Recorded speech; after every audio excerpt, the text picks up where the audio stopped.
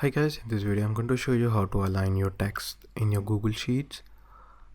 So you can see the text is not aligned in this one. So what I'm gonna do is select these are all cells and rows.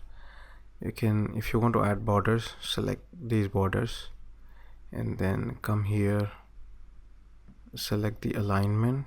So it will look good actually. Select the middle one so that the text should stay between in the middle of the cell.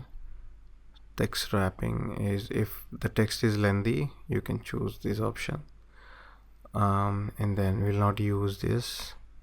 You can see like now this is looks good, and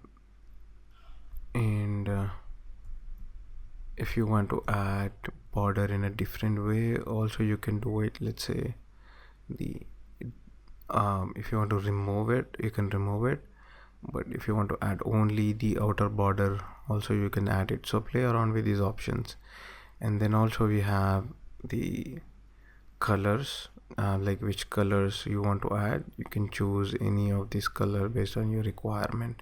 And then let's say I've selected this one, and the border style also you can give, so it will be like this. If you want to add more like darker line, or if you want to add dotted line. So this is how you can change the alignment of your data by using these options over here.